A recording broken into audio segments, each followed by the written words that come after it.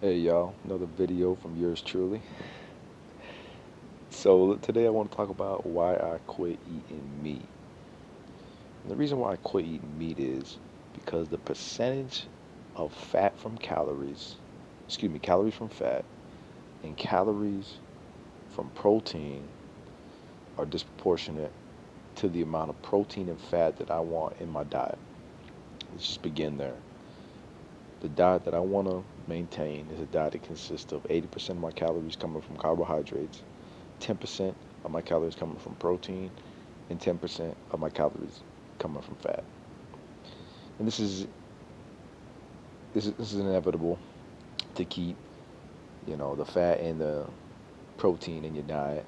I mean, you can't rule it out. Rice, is something that white rice, white refined rice, is considered something that is to be purely carbohydrate, but it does have small amounts of fat and protein in it. Same thing with bananas. So you can't never cut out completely fat and protein from your diet. However, the percentage of 80-10-10 for me, and even if I was an elite bodybuilder, I would still want to keep this same uh, ratio of carbohydrates to protein to fat. And the reason why is because this is for optimal muscle growth. I guarantee it. Because these whey proteins that they're selling out there, these people that are jacked up, they're jacked up because they're abusing anabolic steroids. It's not because they're drinking whey protein shakes. I guarantee it. All right, your body only needs so much protein and can only process so much protein. So why are we taking in 60 grams of protein when you can't even utilize it? Doesn't make any sense. It's a waste. It's a gimmick. It's a scheme by the fitness industry to continue to get you to spend money and not see any results, and you continue to chase this dragon that you'll never catch. Now, so why I quit eating meat is because for me and what I'm trying to do, see, I'm trying to get lean. I'm trying to cut up. I'm not trying to blow the hole up anymore. Black, block 250-pound linebackers. You know, I'm not trying to run through the hole and that I'm not doing that anymore. So what is the need to carry around all this excessive uh, weight, this muscle mass that I've gained from lifting weights all over the years and the regimental, systems that I've developed and trained under? It, it's not necessary. So what I want to do now is I want to get as lean and keep a low body fat percentage and to be as healthy as possible. And what I found for optimal health is 80-10-10. This is by Dr. Douglas N. Graham. If you don't believe me, check out his book. I've shown it many times already on my channel. Now, another reason why I cut out meat is because it's anabolic. Not only does the protein to fat content range from anywhere between 65% calories from protein, 35% calories from fat, it could be as high as 65% calories from fat and 35% calories from protein. Now, it's anabolic. What I mean by anabolic is that when you eat meat, the amount of fat that it has in it is going to raise the fat content in your blood. When your blood fat content rises, it causes the red blood cells to stick together. When the red blood cells stick together, that's what causes your clogged arteries, your strokes, your brain clots, your blood clots through an excessive amount of fat in the blood. So in order to keep those negative health consequences from occurring, I need to, you need a little bit of fat, but not as much fat as an average American westernized standard diet consists of. So I cut out meat because I don't want to get bigger. Anabolic means you're going to get bigger. Now, because of the high amount of fat content in the animal products, it's not going to allow you to get bigger in the sense that you're going to just start putting on muscle like this common misconception. Oh, eat more protein, it builds muscle.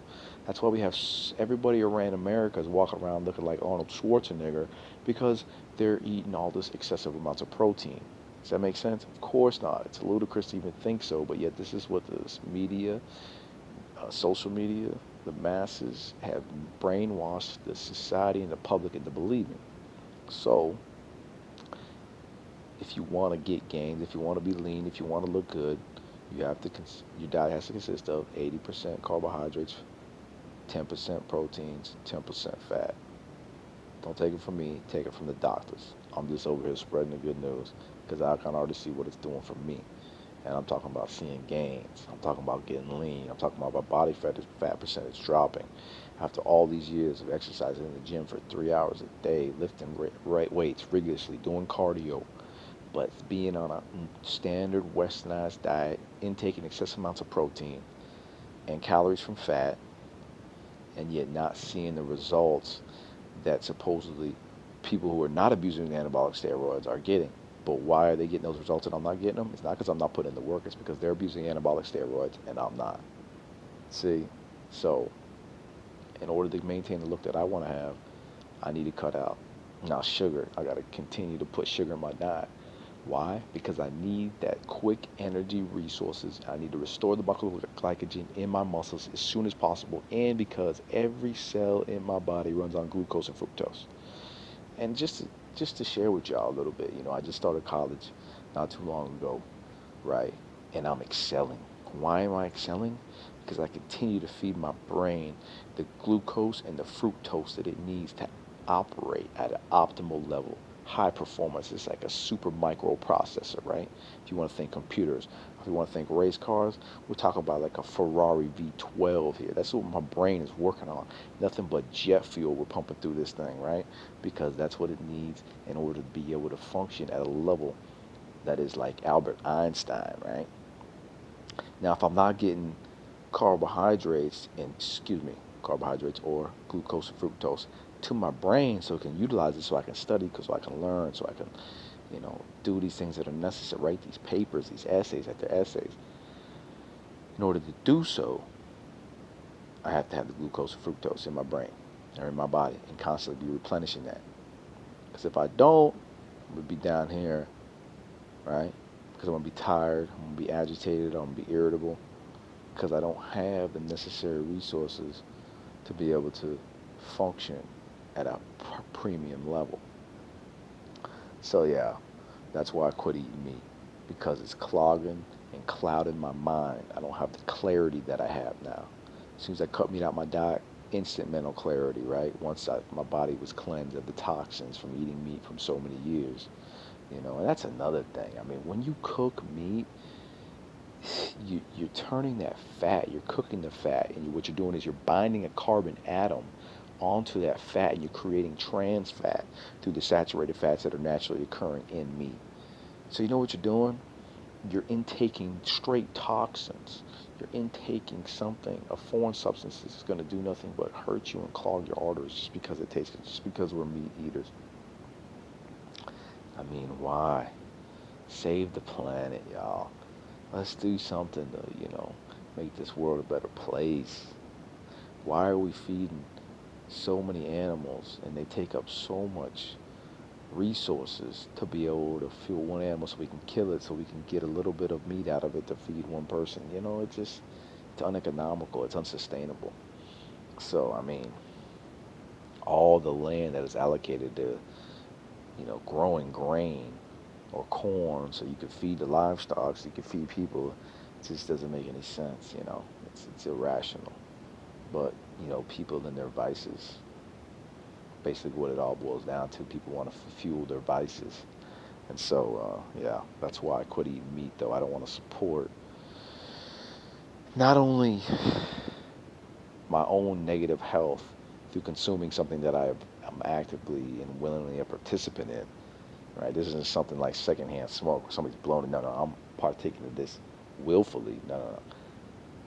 Stop it for that reason and stop it for the reason of all the negative effects it's having on the environment, number two. And then number three, what I feel most importantly, is the communities that are being affected through the harvest of livestock, I should say, or the livestock industry, whether it be chicken, beef, pork, all those. I mean, it's just, why do you think Upton Sinclair wrote The Jungle about the meatpacking industry back in the 1900s and discovered the hideous and the atrociousness of the facilities where this It was being produced and packed and cut up. I mean, that's what created the USDA. I mean, now they have this government agency. You think everything just goes away? Come on, man. That's to say that pro athletes don't abuse steroids or do performance enhancing drugs. I mean, to not think so is to be throw all intellectual intelligence out the window. Yeah. So be smart, use your brain. The only way to use your brain is to continue to fuel it with glucose and fructose. So y'all have a good day. Carb up. Get that sugar in your diet.